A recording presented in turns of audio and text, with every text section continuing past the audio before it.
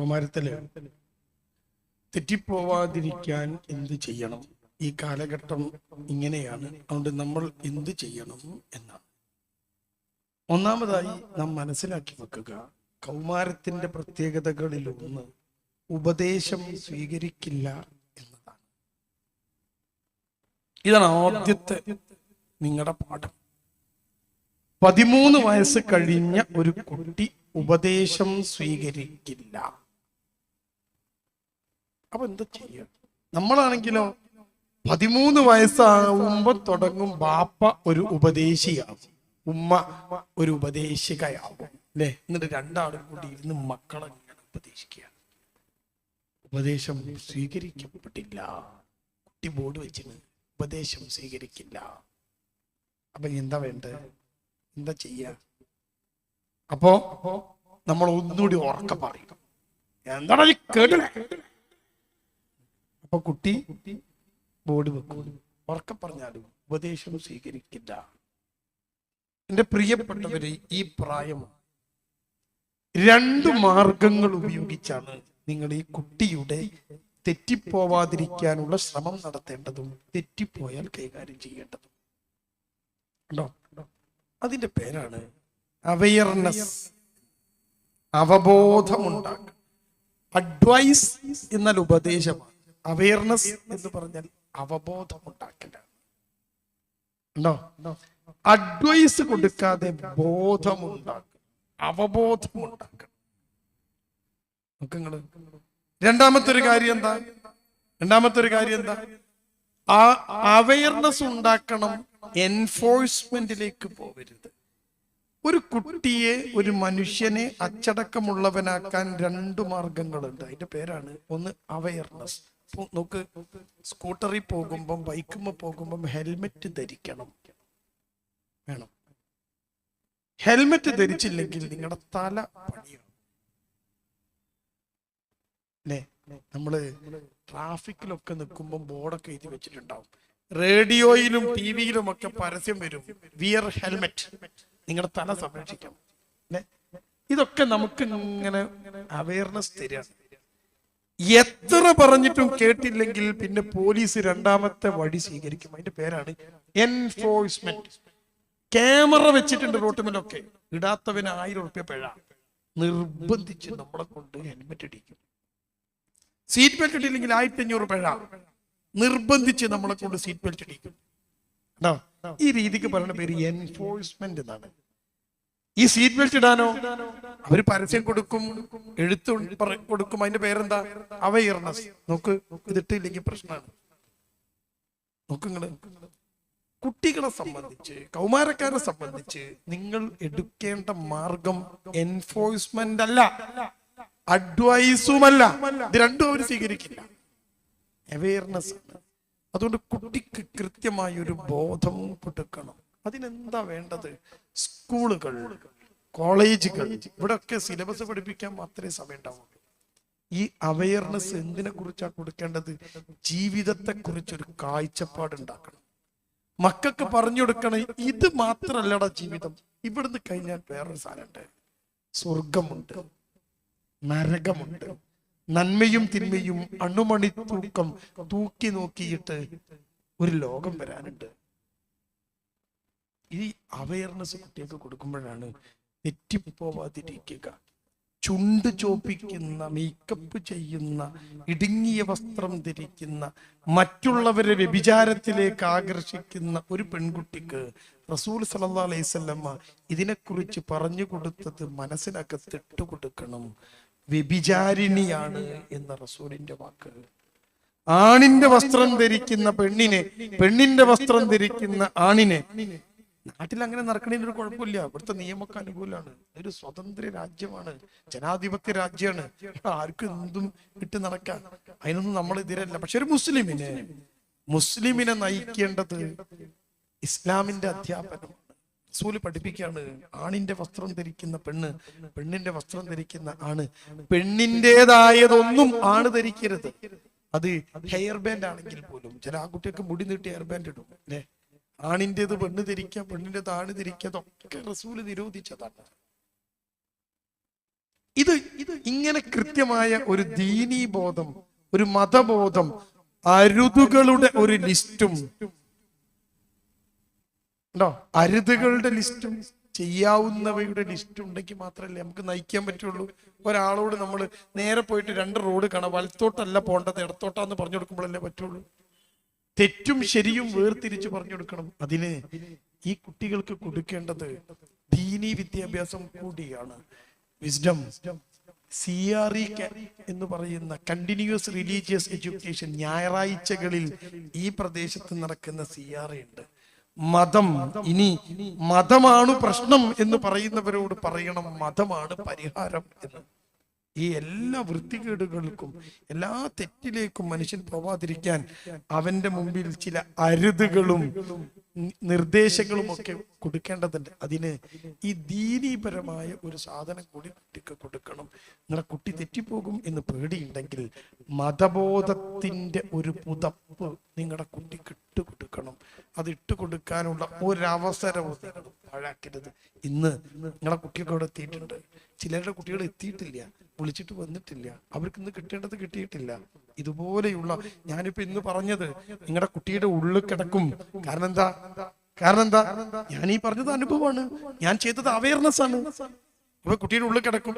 പക്ഷേ ഇത് കിട്ടാതെ പോകുന്നവർക്ക് കിട്ടാൻ CRE ഉണ്ട്, കണ്ടിന്യൂസ് റിലീജിയസ് എഡ്യൂക്കേഷൻ. ഞായറാഴ്ച 1 മണിക്കൂർ 1.5 മണിക്കൂർ ഒഴിവുള്ള സമയം, കിടന്നുറങ്ങുന്ന സമയം കുട്ടികളൊന്ന് പറഞ്ഞേക്കുന്നുണ്ട്. നമുക്ക് ട്യൂഷൻ ഉണ്ട്, നമുക്ക് എൻട്രൻസ് കോച്ചിങ് ഉണ്ട്. ഇതിനൊക്കെ പോയിട്ട് അവസാനം ഞാൻ നിങ്ങളോട് തുടക്കത്തിൽ പറഞ്ഞൊരു കാര്യമുണ്ട്. എഞ്ചിനീയറിംഗും കഴിഞ്ഞ് ഉമ്മാക്കൊരു പുഞ്ചിരി പോലും സമ്മാനിക്കാതെ, ബാപ്പാനെ ഒന്ന് ഗൗനിക്ക പോലും ചെയ്യാതെ 22കാരൻ വീട്ടിലിരിക്കുന്നത്, അവന് എഞ്ചിനീയറിംഗിന്റെ സിലബസിനിടക്ക് ഉമ്മന്റെ കാലിന്റെ അടി സ്വർഗം എന്ന് പറഞ്ഞു കൊടുത്തിട്ടില്ല ആരും. ബാപ്പ എന്താണെന്ന് പറഞ്ഞു കൊടുത്തിട്ടില്ല. അത് പറഞ്ഞു കൊടുക്കുക മദ്രസയുടെ സിലബസാണ്. അത് പഠിപ്പിക്കാൻ മറന്നുപോഴാണ് ഇത്തരത്തിലുള്ള പ്രശ്നങ്ങളൊക്കെ ഉണ്ടാവുക. അതുകൊണ്ട് ഇതിന്റെ പരിഹാരം മതം പരിഹാരമാണ്, അത് പ്രശ്നമല്ല എന്ന് ആധുനിക ലോകത്ത് ഈ മതത്തിനെതിരെയുള്ള വലിയ അജണ്ടകൾ നടക്കുമ്പോൾ നമ്മുടെ കുട്ടികൾക്ക് പറഞ്ഞു കൊടുക്കണം. അതൊരു വൃത്തികെട്ട ഏർപ്പാടല്ല എന്നറിയണം. അപ്പോ നിങ്ങളുടെ കുട്ടി എത്ര ആധുനിക ലോകത്തെ കുത്തിയൊഴുക്കുണ്ടായാലും തെറ്റിപ്പോവാതെ പിടിച്ചു നിൽക്കാൻ പറ്റും. ഇൻഷാ അല്ലാഹ് അത്തരത്തിലുള്ളൊരു രീതിയാണ് നിങ്ങൾ സ്വീകരിക്കേണ്ടത്. അടുത്തൊരു ചോദ്യം സദസ്സിലേക്ക് വിടുകയാണ്. ഒന്ന് ചോദ്യം അല്ലെങ്കിൽ സംശയം ചോദിക്കാനുള്ളവര് ഒന്ന് കൈ പൊക്കിയാൽ മതി. അവിടേക്ക് മൈക്ക് വരുന്നു.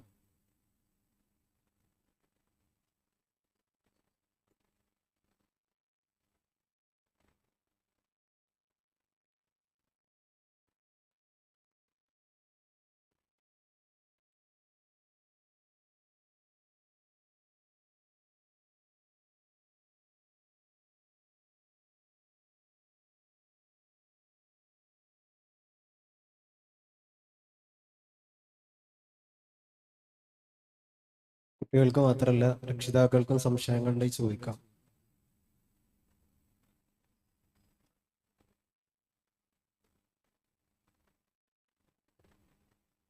അസ്സലാമു അലൈക്കും. നേരത്തെ സാറ് പറഞ്ഞ ചോദ്യമാണ്, കുട്ടികൾ മാതാപിതാക്കളുമായിട്ട് അടുപ്പമില്ലായിക പ്രായം കഴിഞ്ഞാൽ, അതായത് ഒരു 13-14 വയസ്സ് ആയിക്കഴിഞ്ഞാൽ പിന്നെ മാതാപിതാക്കളെ കൂടെ ഒരു കല്യാണത്തിന് പോരാൻ അവർക്കൊരു മടി, അതേമാതിരി മറ്റുള്ള കാര്യങ്ങൾക്ക് നമ്മളുമായിട്ടൊരു വിട്ട് നിൽക്കുന്നത്. അപ്പം നമ്മൾ മാക്സിമം ഇത്തരത്തിലുള്ള ക്ലാസ്സുകളൊക്കെ കേട്ടിട്ട് അവരെ ചേർത്ത് പിടിക്കാൻ നോക്കിയിട്ടും അത് ശ്രമം പരാജയപ്പെടുന്നത്, അതെങ്ങനെ പരിഹരിക്കാൻ പറ്റും എന്നുള്ളതാണ്.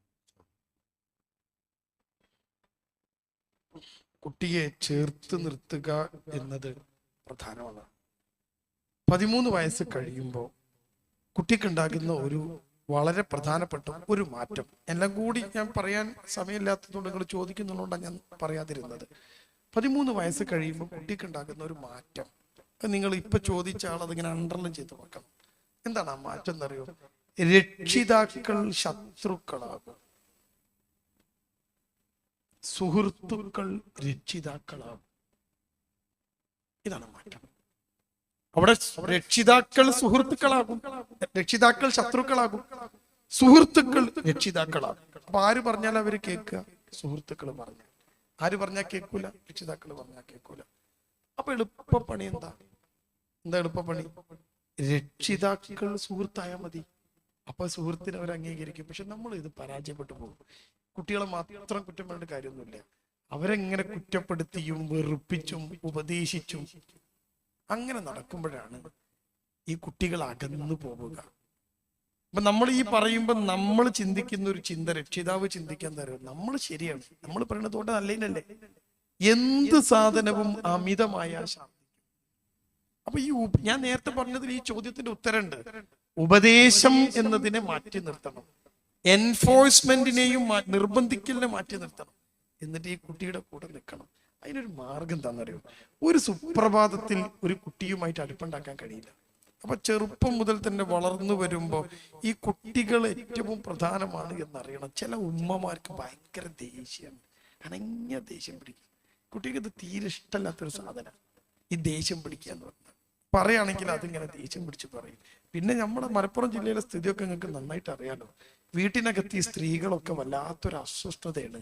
അമ്മായിമ്മന്റെ കുത്ത്, മരുമക്കളെ പ്രശ്നം, നാത്തുമാരെ പ്രശ്നം, എല്ലാം കൂടി ഈ പെണ്ണ് ഇങ്ങനെ പൊട്ടാൻ കണക്കായി നിൽക്കും. ഇതൊക്കെ കൂടി കുട്ടിയെ കിട്ടാൻ കൊടുക്കുക. ആദ്യം നമ്മൾ രക്ഷിതാക്കൾ വേണ്ടത് സ്വയം സ്വസ്ഥമാവുക. നമ്മളൊന്ന് കൂളാവും. എന്നിട്ട് ഒരു ആഴ്ചയിൽ ഒരിക്കലെങ്കിലും ഒരുമിച്ചിരിക്കാനുള്ള ഒരു സമയം ഉണ്ടാക്കണം. രക്ഷിതാക്കൾ ഒരു ദിവസമെങ്കിലും ഒരുമിച്ച് ഒരു സമയം എല്ലാം മാറ്റി വെച്ച് മക്കളെ കൂടെ ഒരു സമയം ആഴ്ചയിൽ ഒരിക്കലെങ്കിലും. കണ്ടോ, ഈ പണിക്ക് പോകുന്ന സാധാരണക്കാർക്കൊന്നും ഇതിനൊരു പണി ഉണ്ടാവില്ല. തിരക്കുള്ള ആളുകൾ ഉണ്ടാവും. ഇപ്പൊ ചില ആളുകൾ പ്രൊഫഷണൽസ് ഒക്കെ ഉണ്ടാവും, ഡോക്ടർമാരെ പോലെയുള്ള ആളുകൾ, അവർക്കൊക്കെ തിരക്കുണ്ടാവും. പക്ഷെ അവരൊക്കെ സമയം കണ്ടെത്തും. എന്തെങ്കിലുമൊക്കെ പുറത്തു പോക്കലായിട്ടും ഒക്കെ സമയം ഉണ്ടാവും. ടൂർ പോക്കായിട്ട്. ഈ സാധാരണക്കാർക്ക് പണിക്ക് പോകുന്ന ആളുകൾക്കൊക്കെയാണ് ഇതിൽ പെട്ടുപോവുക. അവരിങ്ങനെ പണിക്ക് പോകും, പണി കഴിഞ്ഞ് വീട്ടിൽ വരും, അവരുടേതായ ഒരു ലോകം ഉണ്ടാവും, കുറെ ഫോൺ കൊണ്ടും കുട്ടി ഇങ്ങനെ അകന്നു പോകും. അപ്പൊ ഈ കുട്ടി അകന്നു പോകുന്നതിന് ഒരു കാരണം ഉണ്ടാവും. അത് ചിലപ്പോൾ ഈ ബാപ്പാന്റെ സ്വഭാവത്തിലുള്ള എന്തെങ്കിലും പ്രശ്നങ്ങളായിരിക്കാം, ഉമ്മാന്റെ പെരുമാറ്റത്തിലുള്ള പ്രശ്നങ്ങളായിരിക്കാം, അല്ലെങ്കിൽ വീട്ടിലുള്ള എന്തെങ്കിലും കാര്യങ്ങളായിരിക്കാം. ഈ കാരണം കണ്ടെത്തി ആ കാരണം ഇല്ലാതാക്കിയാൽ കുട്ടി അടുക്കും. അപ്പൊ ഇവരെ അടുപ്പിക്കാനുള്ള വഴി ഞാനതാ പറഞ്ഞത്. അവരുടെ ഒരു സുഹൃത്തായി അവരുടെ കൂടെ നിൽക്കുക, കുറച്ചൊക്കെ അവര് പറഞ്ഞത് കേൾക്കുക. അപ്പോൾ നമ്മൾ പറയണത് അവരും കേൾക്കും. ചില കാര്യങ്ങളിൽ ഉത്തരവാദിത്തങ്ങൾ കൊടുക്കുക. നിങ്ങൾ നോക്കൂ, എന്റെ മുമ്പിൽ ഇരിക്കുന്ന ഒരു 40 വയസ്സ് അതിന് മുകളിലുള്ള ആൾക്കാർ ആലോചിച്ച് നോക്കിയാ, നമ്മളൊക്കെ വാപ്പ നമ്മളോട് ചെയ്ത പണി എന്താ? ചെറുപ്പം മുതൽ തന്നെ ഉത്തരവാദിത്തം നമുക്ക് തരും അല്ലേ? നമുക്കടുത്തൊരു ഉത്തരവാദിത്തം, അത് നീ ചെയ്യണം, ഇങ്ങനെ ആക്കണം. നമ്മുടെ കുട്ടികളുടെ അവസ്ഥ എന്താ? ഒരു ഉത്തരവാദിത്വം ഇല്ലല്ലോ കുട്ടിക്ക്. പീടിയെ പോവല്, റേഷൻ പീടിയെ പോവല്, കറണ്ടിന്റെ പൈസ അടയ്ക്കല്, ഇതൊക്കെ പണ്ട് നമ്മളാ മക്കളാ. എന്റെ വാപ്പ എന്നോട് പറയും, ആ കറണ്ടിന്റെ പൈസ അടയ്ക്കും. കറണ്ടിന്റെ പൈസ അടയ്ക്കി എത്ര നേരം വരിക്കണം അറിയുന്നത്? അന്ന് വരിക്കുമ്പോ ബോറടിക്കുമ്പോ തോണ്ടാ ഫോണും ഇല്ല, അങ്ങനെ നിൽക്കണം. എന്നിട്ട് കറണ്ടിന്റെ പൈസ അടയ്ക്കണം. ഫോണിന്റെ ബില്ലടിക്കാന് പോസ്റ്റ് ഓഫീസിൽ പോയിട്ട് വരിക്കണം. എത്ര നേരം? സാധനം വാങ്ങാൻ സഞ്ചിയായിട്ട് പീടിയെ പോകണം, അത് തലയിൽ വെച്ച് കൊണ്ടുവരണം. റേഷൻ പീടിയെ പോയി അരി വാങ്ങിയ തലയിൽ വെച്ച് കൊണ്ടുവരണം. നിങ്ങളെ മക്കൾ എന്താ ചെയ്യല്? ശരിക്ക് സൗദി അറേബ്യയിലെ രാജാവിന്റെ മക്കളെ പോലെയാണ് ഇപ്പൊ നമ്മുടെ മക്കളിലെ. എന്തെങ്കിലും ഒരു ഉത്തരവാദിത്തം ഉണ്ടോ? തിന്ന എണീച്ച് പോവുക, കൈകക്കാൻ ഉമ്മ, ആരവിടെ ചോറ്, അപ്പ ചോറ്, ഇന്ന് ചിക്കൻ, അപ്പ ചിക്കൻ, ഇന്ന് പുറത്തേക്ക് കഴിക്കാം, അപ്പൊ പുറത്തേക്ക് കഴിക്കാം. സൗദി അറേബ്യയിലെ രാജാവിന്റെ മോന് വരെ സുഖം ഉണ്ടാവില്ല. ഒരു ഉത്തരവാദിത്വം കുട്ടിക്ക് കിട്ടാതെ ആകുമ്പോഴാണ് കുട്ടികൾ തമ്മിലുള്ള അടുപ്പം കുറയുക. ഇനി അടുത്ത പ്രശ്നം എന്താ? ചെറിയൊരു വീട്ടിനകത്ത് കുറെ ആൾക്കാർ ജീവിച്ചിരുന്ന ഒരു കാലാണ് നമ്മുടെയൊക്കെ കാലം അല്ലേ? ഇനി ഒരു 40 വയസ്സ് പോട്ടെ, ഒരു 30 വയസ്സ് പ്രായമുള്ള പ്രിയപ്പെട്ട ഉമ്മമാരും പാപ്പന്മാരും ആലോചിച്ച് നോക്കിയാ, നമ്മുടെ ഒക്കെ ചെറുപ്പത്തിൽ നമുക്ക് സ്വന്തമായിട്ട് റൂം ഉണ്ടായിനു ഇല്ല? എന്റെ ഒന്നും ചെറുപ്പത്തിൽ എനിക്ക് റൂമില്ല. നടുവിലെ റൂമിൽ ഒരു പായിടാനുള്ള സ്ഥലം ഉണ്ടാവും. കാക്ക ഇങ്ങനെ കിടക്കും, ഞാൻ ഇങ്ങനെ കിടക്കും, അനിയ അങ്ങനെ കിടക്കും അല്ലേ? നമ്മുടെ സ്ഥലത്താ. അപ്പൊ അമ്മനോട് തെറ്റിയാല് നമ്മളെങ്ങട്ടാ പോവുക? അപ്പൊ അമ്മനോട് തെറ്റിയാ കുട്ടികൾ എങ്ങട്ടാ പോവുക? റൂമിൽ പോയി വാതിലടയ്ക്കും. അന്ന് ഉമ്മനോട് തെറ്റിയാ എങ്ങട്ടാ പോവുക? ആ കിടക്കട മൂലൊക്കെ പോയിക്കും, അവിടെ ഇട്ട് തല്ലും ഉമ്മ. ഇപ്പൊ കുട്ടികളെ തല്ലാൻ കിട്ടും, റൂമിൽ കയറി വാതിലടിച്ചാൽ. ഞാനൊരു വീട്ടിൽ പോയപ്പോ 3 മക്കളുള്ള ഒരു മനുഷ്യൻ, ചെറിയ കുട്ടിക്ക് 1.5 വയസ്സാണ്.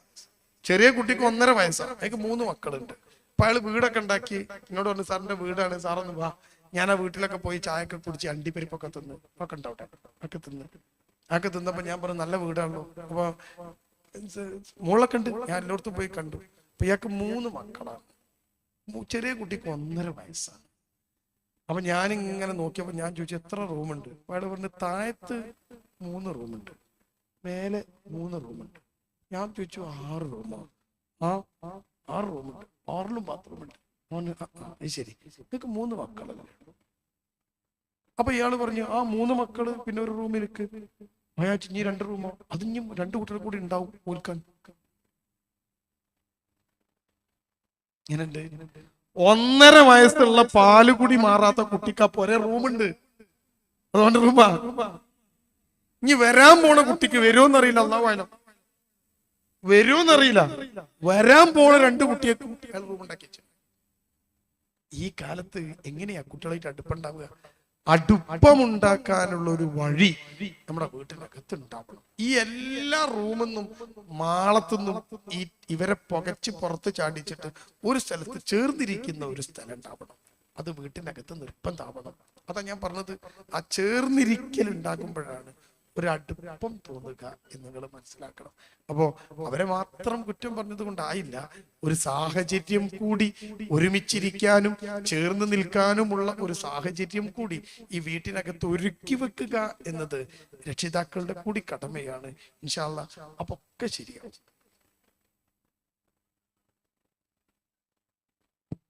ജസാക്കല്ലാഹു ഖൈർ.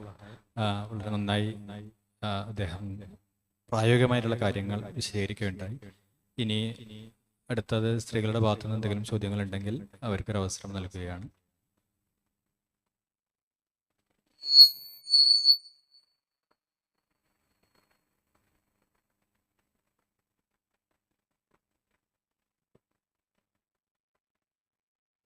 നമ്മളെ ഇമോഷൻസ് ഒക്കെ എങ്ങനെ കൺട്രോൾ ചെയ്യാം? അതായത് ദേഷ്യമൊക്കെ.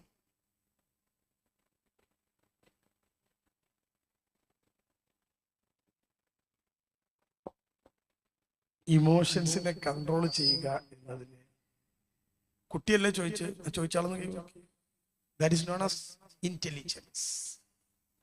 That is a type of intelligence, and that intelligence is known as emotional intelligence. You should want to read that topic. Emotional intelligence. മനുഷ്യന് കണക്ക് കൂട്ടലും അല്ലെങ്കിൽ പരീക്ഷയ്ക്ക് മാർക്ക് കിട്ടലും മാത്രമല്ല ബുദ്ധി. ആധുനിക ലോകത്ത് ഏറ്റവും കൂടുതൽ സൈക്കോളജിസ്റ്റുകൾ പഠിച്ച ഏറിയയുടെ പേരാണ് ഇമോഷണൽ ഇന്റലിജൻസ്, EI എന്നത്. ഉണ്ടോ? മനുഷ്യന്റെ വികാരങ്ങളെ കൃത്യമായി വിലയിരുത്തി ബുദ്ധിപരമായിട്ട് അത് എക്സ്പ്രസ് ചെയ്യുക എന്നതാണ് ഇമോഷണൽ ഇന്റലിജൻസ് എന്ന് പറഞ്ഞ സാധനം. അപ്പൊ ഒരു മനുഷ്യന്റെ പ്രത്യേകത എന്താ? ഇപ്പൊ ചോദിച്ച കുട്ടി ഒന്ന് മനസ്സിലാക്കി നോക്കൂ. മനുഷ്യന്റെ പ്രത്യേകത എന്താ? വാലില്ല, ചിരിക്കും, സംസാരിക്കും. ഇത് മാത്രല്ല മനുഷ്യന്റെ പ്രത്യേകത. വികാരങ്ങളെ നിയന്ത്രിക്കാനുള്ള കപ്പാസിറ്റിയുള്ള ജീവി മനുഷ്യൻ മാത്രമാണ്. നിങ്ങൾ പറയും, ഒരു പട്ടിക്ക് അതിന്റെ വികാരം നിയന്ത്രിക്കാൻ പറ്റുമോ? നിങ്ങൾ പറ, പറ്റുമോ? അതിന് വിഷമു, അത് മുന്നിൽ കണ്ട സാധനം തിന്നു എന്നൂലേ, അതിന് ദേഷ്യം പിടിച്ചോ, അത് കടിക്കും. അപ്പൊ ഒരു മൃഗവും ചെയ്യാത്ത ഒരു സാധനം എന്താ? അവനവന്റെ വികാരങ്ങൾ എന്തുമായിക്കോട്ടെ. അപ്പൊ അവള് ചോദിച്ചത് ദേഷ്യം മാത്രമാണ്. ദേഷ്യം ഒരു വികാരാണ്. എല്ലാ വികാരത്തെയും ഇതുപോലെ നിയന്ത്രണത്തോടെ നിർത്താൻ കഴിയുന്ന ജീവിയാണ് മനുഷ്യൻ. അതിന്റെ പേര് ഇമോഷണൽ ഇന്റലിജൻസ്. അപ്പൊ ദേഷ്യമുള്ള കുട്ടി എന്താ ചെയ്യേണ്ടത്?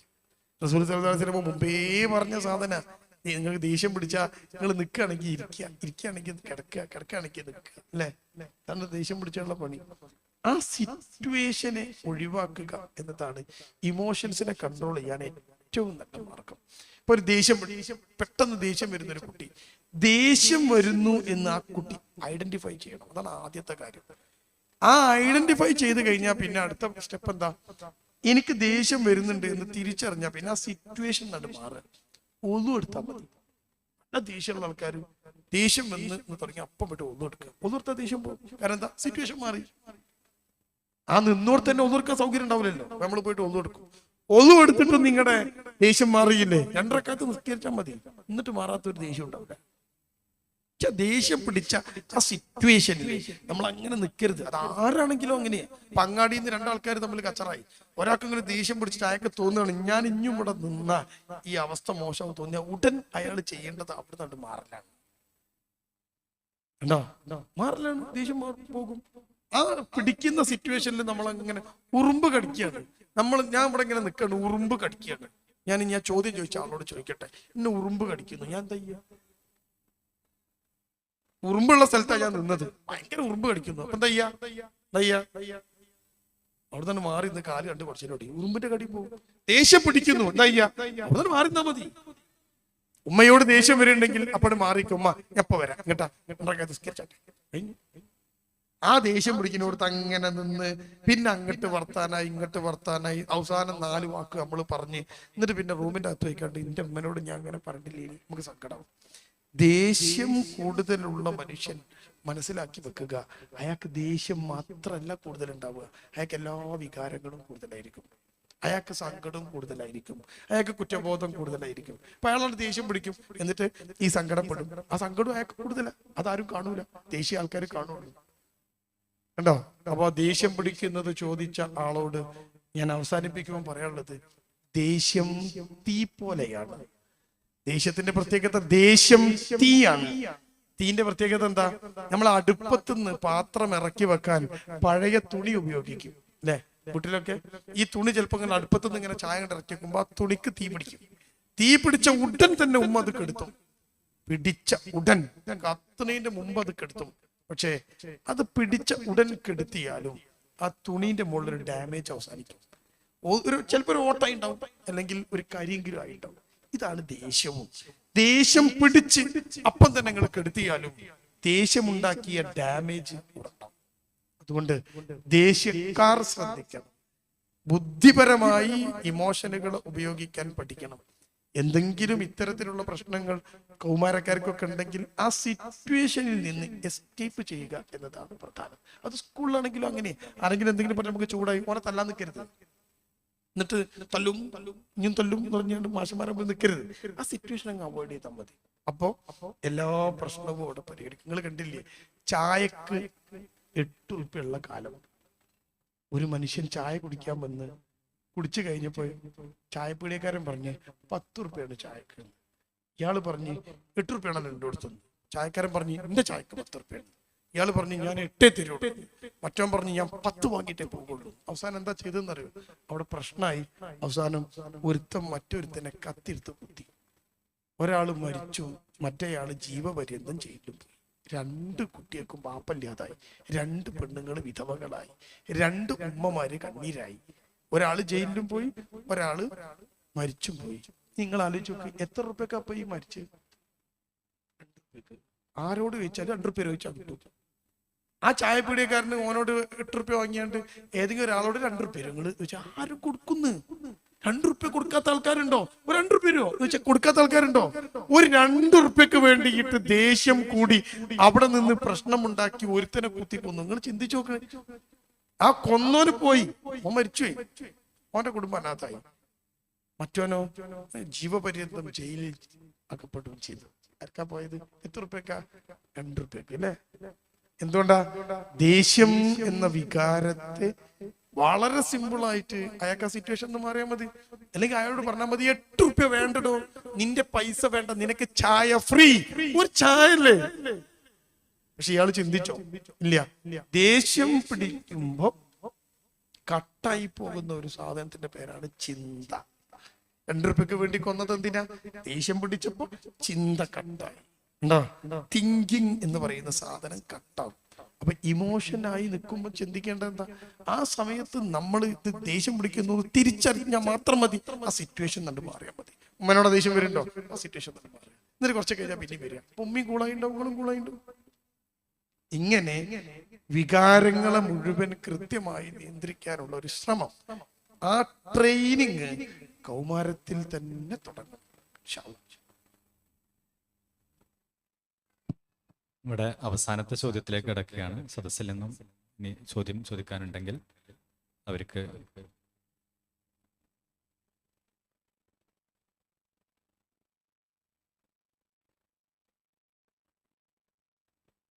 അസ്സലാമു അലൈക്കും വറഹ്മത്തുള്ളാഹി. നമ്മളിൽ പലരും കാണുന്ന ഒരു വീക്ക്നെസ് എന്നാണ് ഞാൻ മനസ്സിലാക്കിയിട്ടുള്ളത്, അപകർഷതാബോധം എന്നുള്ളത്.